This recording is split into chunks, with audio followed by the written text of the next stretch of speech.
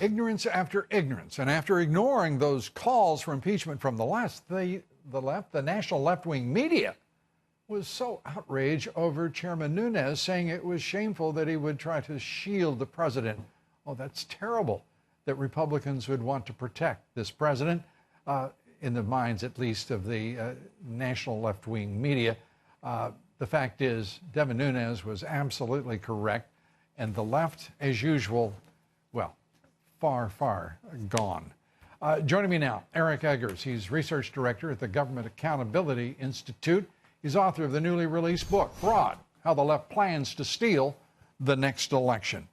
Eric, it's good to have you with us. And voter fraud, we hear the left continue to dismiss the very idea, saying the numbers are too small. It's not a matter that we should worry our little heads about. You found quite a different result. That's right, Lou, and it's great to be here.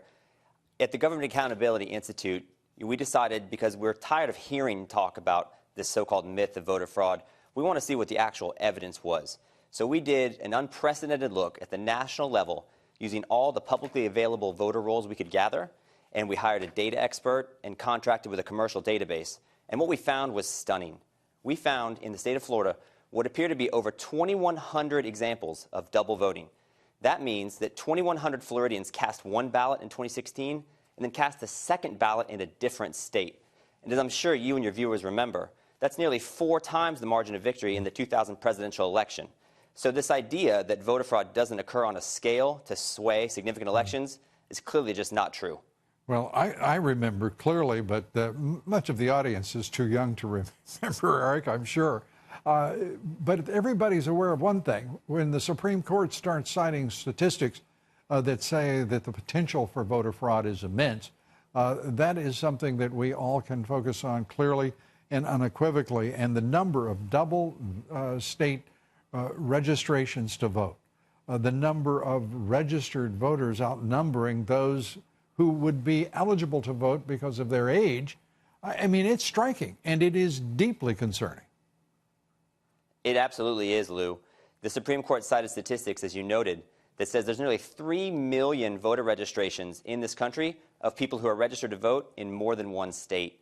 And even the President Obama's own Commission on Election Administration in 2013 noted that 16 million voter registrations are significantly inaccurate or flawed.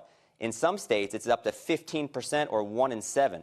And you talk about the issues of nationwide irregularity. There's 248 counties in this nation that have more registered voters than legal residents of voting age. So clearly there's a problem, and this idea that there aren't organized efforts paid for by George Soros to go out and manipulate those exploitations, that's just inconsistent with what I found in my book. Yeah, and the fact is that Soros is spending tens of millions of dollars to pursue an election system that would be the envy of the KGB or the SRU. If they're trying to meddle, we have enough people colluding with the Russians in that effort, certainly inspired by George Soros, his money, and the organizations that he is funding.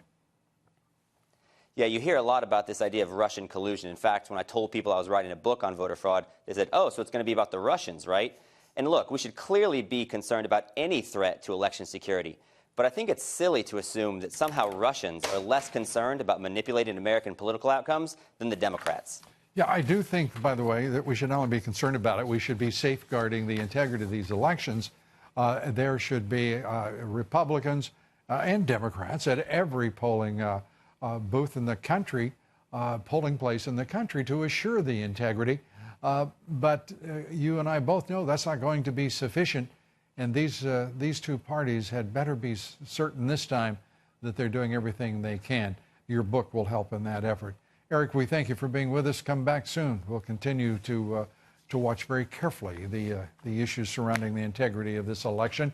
Very important. Thank you very much, Eric Eggers.